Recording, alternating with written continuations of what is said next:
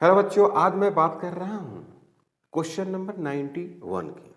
Two identical batteries each of EMF 2 volt and internal resistance 1 ohm are available to produce heat in an external resistance by passing a current through it. The maximum powers that can be developed across R using these batteries is। दो आपको EMF दिया हुआ है, एक यहाँ है एक ऐसे, और यहाँ पे एक दे दिया एक्सटर्नल रेजिस्टेंस। ये हो गया आर। यहाँ पर ईएमएफ है और यहाँ पर भी ईएमएफ है, इक्वल है दोनों, यहाँ पर आर और यहाँ पर आर। ओके, तो इसमें हमको पावर चाहिए। तो P इज इक्वल टू जो होता है वो आई स्क्वायर इंटू आर, ऐसे लिखते हैं। EMF I square into R लिख दीजिए, हो गया। ये यही आपका पावर होगा इसमें। तो इसमें करंट कितना जा रही है? करंट जो है आई जा रही है, आई करंट इसमें फ्लो करेगी। तो नेट ईएमएफ कितना है? दोनों को जोड़ देंगे ना, बताए थे आपको। तो ईएमएफ प्लस ईएमएफ, ये हो गया बच्चों 2 ईएमएफ।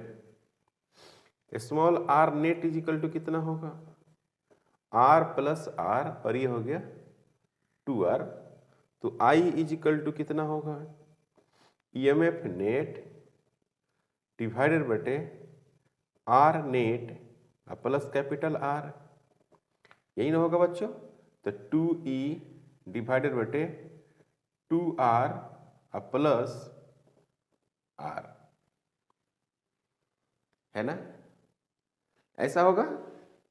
तो ये आ गया आपका आई, आई का वैल्यू आ गया। अब यहां पर क्या है कि for maximum power, for maximum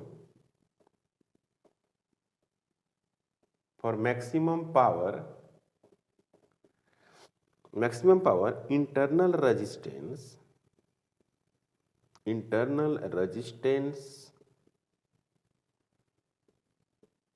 मतलब कि आर नेट टोटल होना चाहिए इज इक्वल टू एक्सटर्नल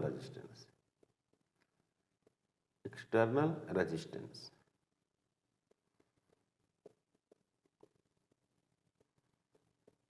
तो यहां पर क्या हो गया? 2R is equal to are. तो आई मैक्सिमम होगा 2E डिवाइडेड बटे 2R प्लस 2R। तो 2 इंटू ई डिवाइडेड बटे 4 इंटू आर, ऐसा होगा। ओके, तो P इज इक्वल टू हो गया आई मैक्सिमम पावर में अगर बात करें तो P मैक्स की अगर हम बात करें तो आई मैक्स इसका स्क्वायर इंटू कैपिटल आर। तो आई मैक्स का वैल्यू है क्या? 2E डिवाइडेड बटे 4R इसका स्क्वायर इन 2R। अब यहाँ पर R बराबर कितना है? 1 है। ईएमएफ इक्वल टू कितना दिया है बच्चों? क्वेश्चन में आपको ईएमएफ का मान दिया हुआ है 2 वोल्ट, इसका वैल्यू 1 ओम और ईएमएफ का वैल्यू 2 वोल्ट। यहाँ पर पुट करिए तो आपको P max is equal to मिलेगा 2 इंटू 2 डिवाइडेड बटे 4 इंटू 1, इसका क्या हो गया? Square 2 into 1। तो ये और ये कैंसिल हो गया, तो बच गया कितना? 2 वाट, और यही हो गया आंसर। ऑप्शन अगर आप देखेंगे तो आपको मिलेगा B. 2 batteries of EMF 4 volt and 8 volt with internal resistance 1 ohm and 2 ohm connected in a circuit with resistance of 9 ohm shown in the figure. The current and potential difference between points P and QR। पहली बात कि आप circuit बना लीजिए इसे,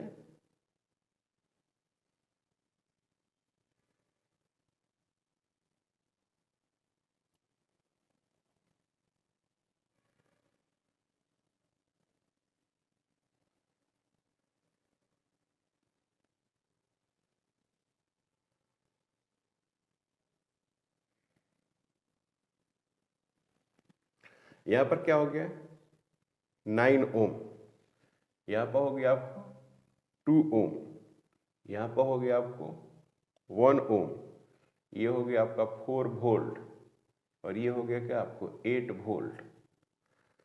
यहाँ पर point जो है उसका नाम है P और यहाँ पर जो पॉइंट नाम है उसका नाम है Q। यही R1 है, ये R2 है और कैपिटल R है। अब इसमें जो करंट बहेगा इधर बहेगा करंट, है ना। पहली बात कि करंट का जो वैल्यूज होगी वो इस डायरेक्शन में आएगा, आई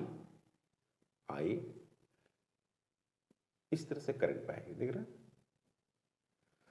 तो इसमें अगर हम नेट ईएमएफ निकालें, इन नेट ईएमएफ तो घटा देंगे ना, क्योंकि अपोजिट डायरेक्शन में है, तो 8 माइनस 4 होगा, देख रहे हैं ना। तो 4 वोल्ट आ गया। आर जो नेट आएगा स्मॉल आर वो आएगा आपको 1 प्लस 2, डायरेक्ट जुड़ जाएगा, तो ये हो गया 3 ओम। तो आर जो नेट आएगा, आर नेट वो क्या होगा small R net plus capital R, तो ये हो गया 3 प्लस 9, तो ये हो गया 12 ओम हो गया। तो current I is equal to क्या होगा ई नेट डिवाइडेड बटे कैपिटल आर नेट। तो ये आया आपको ई नेट का वैल्यू 4 और ये आ गया आपको 12, इसको कैंसिल करेंगे तो 1/3 एम्पियर आएगा। मतलब कि करंट का जो वैल्यूज आया वो 1/3 एम्पियर और यही हो गया आपको आंसर यहाँ पर। ओके, अभी नहीं लिखे, अभी ईएमएफ भी निकालना है। अब क्या निकालना है पोटेंशियल डिफरेंस निकालना है ना, potential difference between P and Q। तो हम क्या करते हैं कि इधर से चलना स्टार्ट करते हैं, इस तरह से एक लूप का डायरेक्शन ले लेते हैं, ये लूप डायरेक्शन है, और इधर से चलना स्टार्ट करते हैं इधर से। तो इधर से चलना स्टार्ट करेंगे तो यहाँ पर क्या लेंगे VP लेंगे, ठीक है, ये हो गया VP। और करंट इसमें इधर है तो क्या लिखेंगे प्लस लिखेंगे 1 × 1/3, है ना। यहाँ VP पोटेंशियल ले लिया मैंने, ऐसे ही चलता गया, है ना। तो यहाँ पर क्या हो गया इधर से चलना स्टार्ट कर रहे हैं और ये माइनस से प्लस जा रहे हैं, तो माइनस से प्लस जा रहे हैं तो प्लस होगा, और ये प्लस से माइनस जा रहे हैं तो माइनस होगा। और यहाँ देखिए करंट इस दिशा में है और जा रहे हैं इधर, तो ये फिर प्लस होगा, +2 होगा और +2 into current 1/3 minus VB is equal to हो गया 0। इसको सोल्व करिए तो VP यहाँ VQ है, पोटेंशियल यहाँ पर Q, तो यहाँ पर हो गया VP 1/3 -8 plus 2/3, okay 2/3 minus VQ is equal to 0। इसको एक साथ रखिए तो VP + 1/3 plus 2/3 -8 minus VQ is equal to 0। तो VP 3/3 -8 minus VQ is equal to 0। तो VP +1 -8 minus VQ is equal to 0। तो VP -7 minus VQ is equal to 0। VP minus VQ -7 equal to 0। VP minus VQ is equal to 7 volt. तो I का value जो आ गया 1/3 आया, okay. और ampere. अब पोटेंशियल जो आया पी क्यू वो आया 7 वोल्ट, यही हो गया आंसर। ओके, तो 1/3 एम्पियर, 1/3 एम्पियर और 3 वोल्ट, 7 वोल्ट आया है।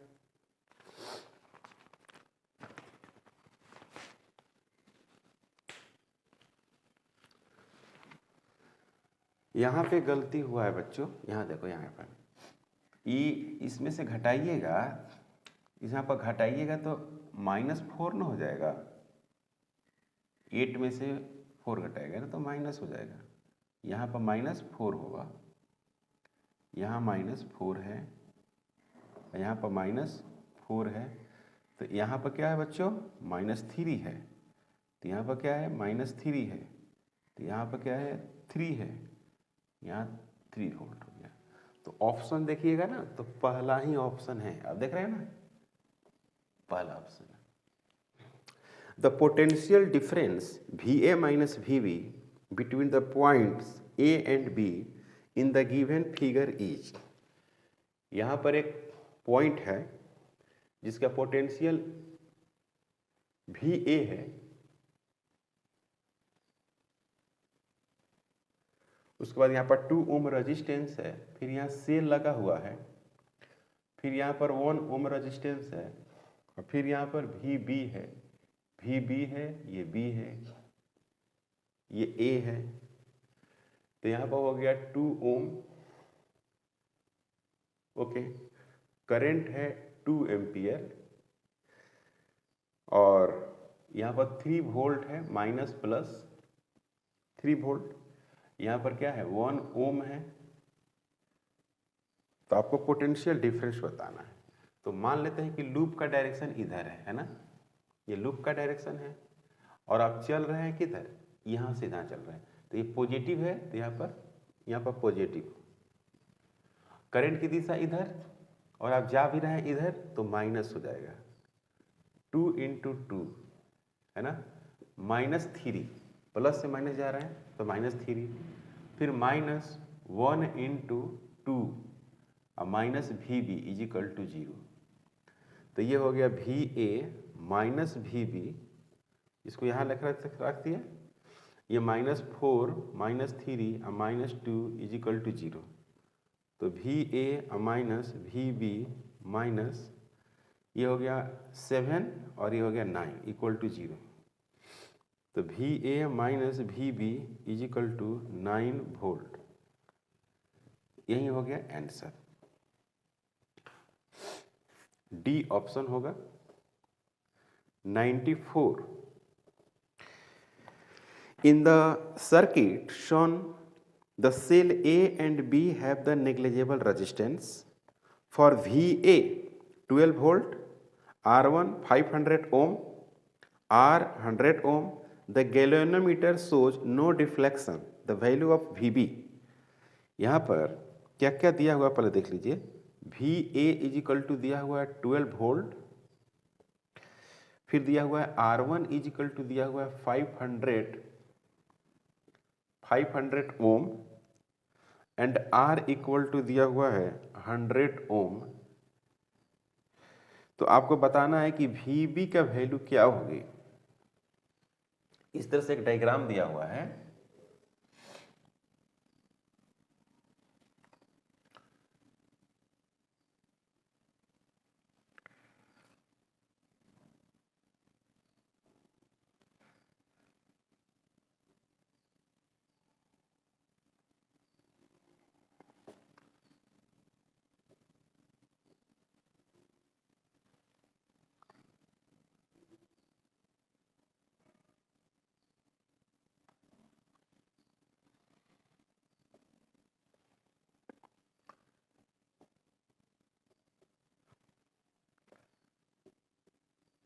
इस तरह से दिया हुआ है, क्लियर।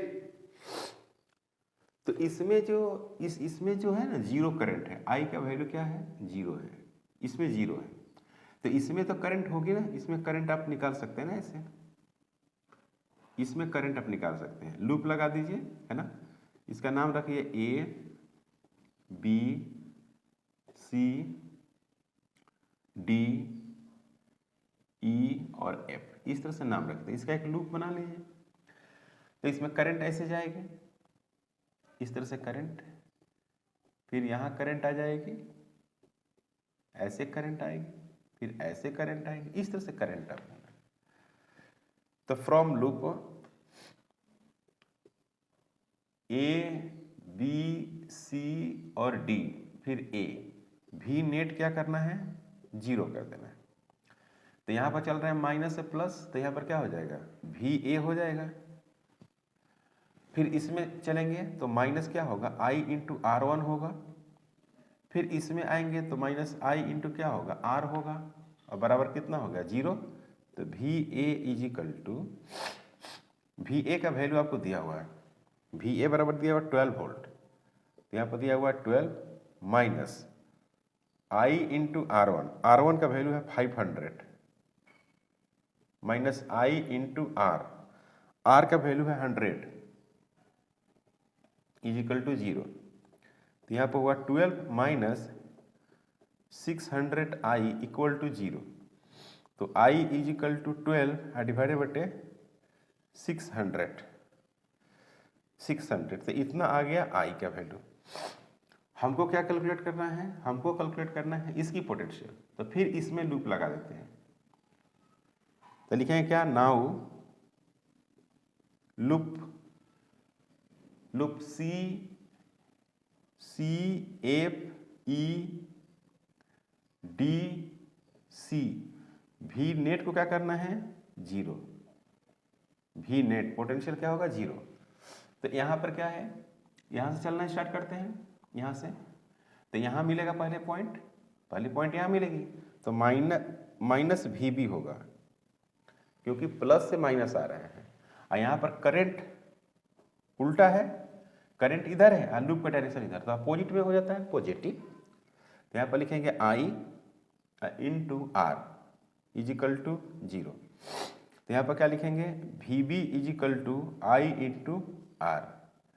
तो भी बी, आई का वैल्यू कितना होगा, 12 डिवाइडेड बटे 600 इंटू R का वैल्यू कितना है, 100 इंटू 100। तो ये और ये कैंसिल हो जाएगा, फिर ये 2 होगा। तो भी बी इज इक्वल टू हो गया 2 वोल्ट, और यही हो गया आंसर। मतलब कि पोटेंशियल जो है भी बी वो 2 वोल्ट है, और ऑप्शन इसका बी है। क्लियर, बहुत अच्छा सवाल है ये नीट के लिए अच्छा क्वेश्चन है। In the circuit shown in the figure, if the potential at point A is taken to be 0, potential A पे 0 है, द पोटेंशियल एट बी आपको कैलकुलेट करना है। ये भी बहुत अच्छा क्वेश्चन है। पहली बात कि इस तरह से रेजिस्टेंस है कुछ, फिर इधर रेजिस्टेंस है,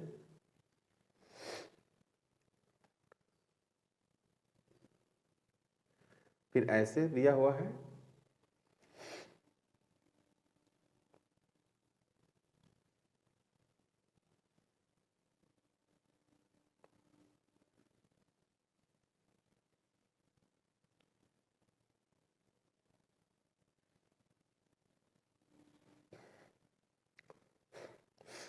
इसमें आपको दिया हुआ है 2 एम्पियर, इधर भी दिया हुआ है 2 एम्पियर, और ये दिया हुआ है 2 वोल्ट, ये जगह बी है।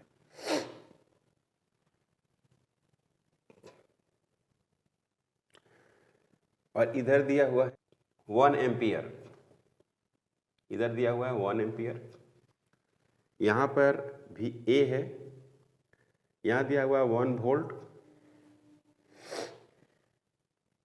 1 एम्पियर करंट, इधर 2 एम्पियर करंट। इसका मतलब क्या हुआ कि इधर चला गया,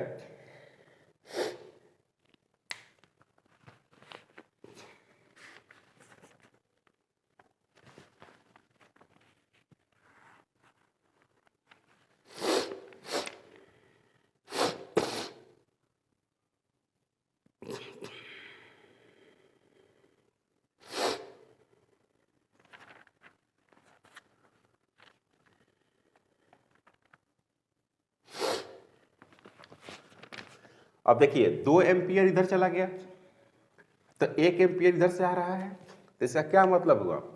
इसका मतलब हुआ कि 1 एम्पियर इधर से आ रहा होगा, 1 एम्पियर इधर से आएगा करंट और 1 एम्पियर इधर से आएगा, तब ना 2 एम्पियर होगा, तो यहाँ करंट हमको मिल गया। तो इसका रेजिस्टेंस भी हमको मालूम है, इसका रेजिस्टेंस है 2 ओम। ठीक है, हो गया। यहाँ पर R1 है, नहीं मालूम है, यहाँ पर R2 है, नहीं मालूम है, करंट 1 एम्पियर मालूम है, करंट 1 एम्पियर है। तो हम जो पाथ चलेंगे ये हमको मालूम ही नहीं है, ये हमको मालूम ही नहीं है, तो इधर से तो जाएंगे ही नहीं, ये रास्ता जाएंगे नहीं यहाँ तक, इस रास्ते से नहीं जाएंगे, तो कौन सा रास्ता जाएंगे भाई? ये रास्ता देखिए, यहां तक जाएंगे। समझे बच्चों? क्यों? क्योंकि ये दिया हुआ है, ये दिया हुआ है और यहां जाना है कि नहीं? तो कैसे लिखेंगे? VA और यहां पर लिखेंगे प्लस 1 वोल्ट और यहां पर करंट इधर जा रहा है, इधर उल्टा जा रहा है ना, तो 2 × 1, ठीक है। और यहां देखो प्लस से माइनस जा रहा है, तो -2 माइनस VB = 0। को डाउट?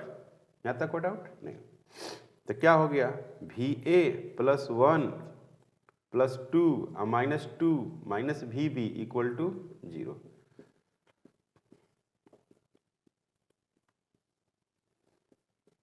ये हो गया according to question.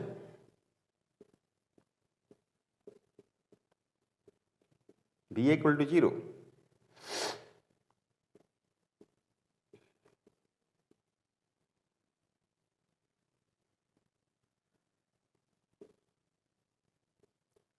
One volt, यही होगा आंसर। ऑप्शन अगर देखेंगे तो आपको ए मिलेगा, ए ऑप्शन मिलेगा। क्लियर? कोई doubt? Okay. 96 consider the following 2 statements. Kirchhoff junction law follows the conservation of charge और Kirchhoff loop law follows the conservation of energy. Which of the following is correct? सही बात है। Junction जो law होता है, junction law पे net जो current होता है आई नेट, वो क्या होता है बच्चों? 0 होता है। तो ये होता है conservation of charge, conservation of charge. और एक होता है लूप लॉ, उसमें क्या होता है बच्चों? नेट पोटेंशियल का सम क्या होता है? 0 होता है। तो ये होता है कंजर्वेशन ऑफ एनर्जी। तो दोनों सही है, कंजर्वेशन ऑफ एनर्जी दोनों सही है। मतलब एक ऑप्शन में है कि conservation of energy and conservation of charge, मैंने इसको कह रहा है कंजर्वेशन ऑफ एनर्जी, इसको कह रहा है कंजर्वेशन ऑफ चार्ज, गलत है। Conservation of energy, conservation of charge and conservation of energy respectively. C option correct. 97 see the electric circuit shown in the figure, which of the following equation is a correct equation for it? माने कि correct equation कौन है ये बताना आपको। ये R है,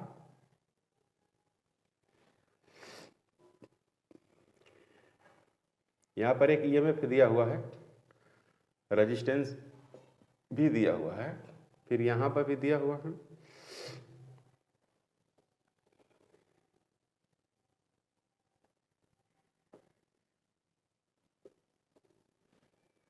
ये है आपको EMF 2, ये है R2 और करंट आपको है I2, ये है आपको EMF 1, ये है आपको R1 और करंट दिया हुआ है I1। और यहाँ पर करंट होगा I1 और प्लस I2, दोनों मिल जाएगा, यहाँ पर हो जाएगा I1 और प्लस I2, दोनों मिल गया। सही है? ये हो गया आपको I2, ये हो गया आपको I1। क्लियर है? तो सवाल ये है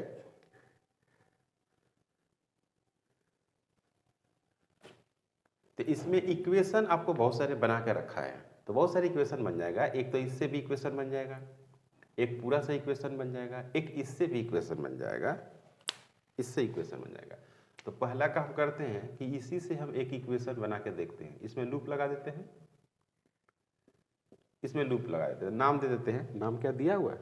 नाम नहीं दिया हुआ, अपने मन से दीजिए। A B C D E F नाम दे दिया आपने। तो लूप की बात करते हैं। Loop A B C D A, भी नेट को क्या करते हैं? जीरो। नेट पोटेंशियल को जीरो कर दें तो क्या मिलेगा? यार देखिए यहां पर, देखिए क्या मिल रहा है। यहां पर minus I1 plus I2 into क्या होगा? Capital R। I1 minus I1 plus I2 into capital R ऐसे जा रहा है।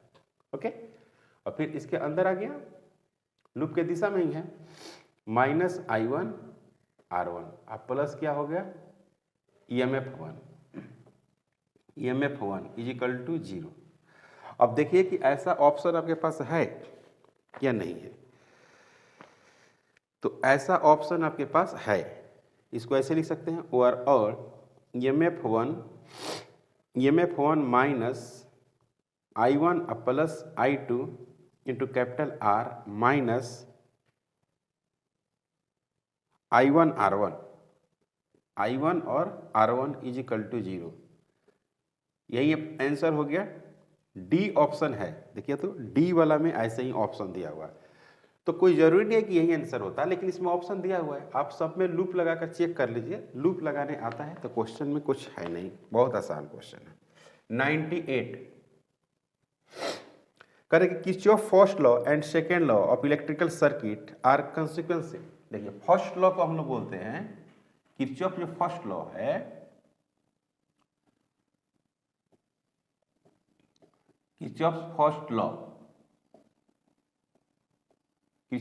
लॉ, उसमें क्या होता है? आई जो नेट होता है वो क्या होता है? जीरो होता है। इसको क्या कहते हैं? Conservation of charge, conservation of charge इसका नाम है। क्लियर? और किरचॉफ जो सेकेंड लॉ है, किरचॉफ सेकेंड लॉ, उसमें V0 इक्वल टू 0 लिखते हैं आप, V0 इज इक्वल टू 0। तो ये क्या है बच्चों? ये हो गया conservation of energy, conservation of energy. Clear? तो किरचॉफ फर्स्ट लॉ को कंजर्वेशन ऑफ चार्ज बोलते हैं और किरचॉफ सेकेंड लॉ को कंजर्वेशन ऑफ एनर्जी बोलते हैं। तो क्या लिखा हुआ है? Conservation of energy and conservation of charge गलत, कंजर्वेशन ऑफ एनर्जी गलत, conservation of electric charge and energy respectively. तो आंसर हो गया C. 99 Kirchhoff first law that is I is equal to 0 at a junction deals which of the conservation. मतलब कि net current का sum I net is equal to 0, या simply आप लिख सकती हैं I net equal to 0। Kirchhoff, इसको क्या बोलते हैं हम लोग? किरचॉफ लिखते हैं।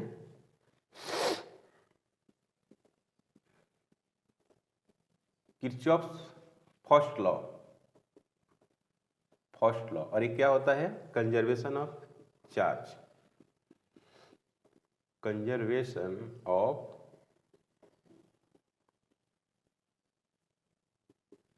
Conservation of charge.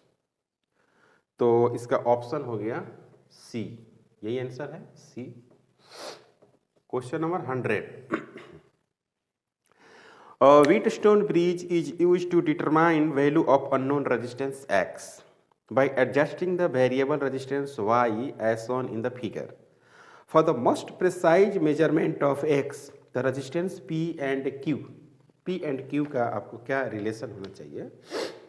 तो यहाँ पर है एक गैल्वेनोमीटर लगा हुआ है, क्लियर, और यहाँ पर है क्या, X है ऐसा,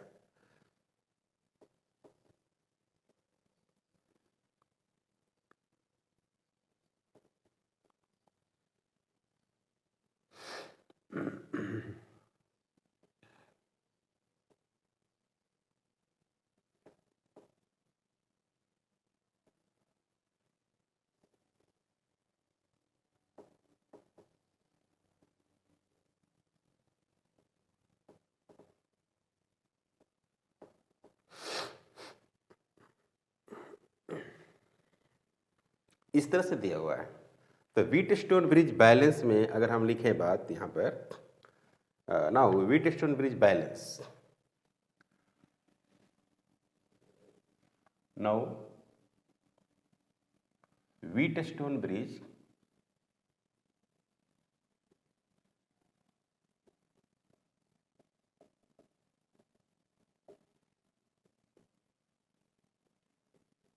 बैलेंस, इसको मान लीजिए A, इसको मान लीजिए B। Potential at A, potential at VA बराबर क्या होगा, VB। Potential at A and B दोनों बराबर होगा, तो IG का वैल्यू क्या होगा, 0 होगा। इसमें अगर IG रखते हैं तो IG क्या होगा, 0। That is galvanometer does not show any deflection,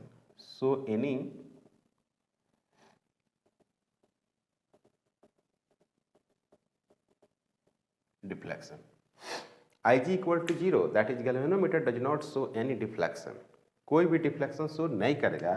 तो क्या होना चाहिए, P डिवाइडेड बटे Q is equal to X बटे क्या होना चाहिए, Y होना चाहिए, है ना, ये होना चाहिए। और P and Q are very small,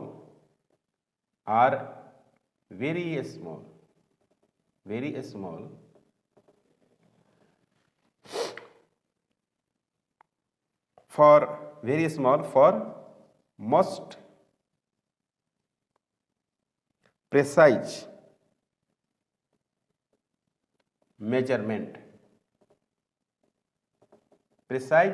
के लिए क्या वैल्यू होना चाहिए, स्मॉल होना चाहिए। तो ऑप्शन में क्या है, should be approximately equal to P and Q, 2x होना चाहिए कह रहा है, should be approximately equal and small. तो आंसर क्या होगा, आंसर होगा आपको बी आंसर होगा। ये व्हीटस्टोन ब्रिज का थ्योरी है, आप पढ़े होंगे। ओके, तो आज हम लोग 100 तक सोल्व किया है ना। इसको आप पढ़ेंगे, क्वेश्चन को प्रैक्टिस करेंगे, रिवीजन करेंगे। अगर चैनल पर नए होंगे तो सब्सक्राइब करेंगे, शेयर करेंगे। Thank you.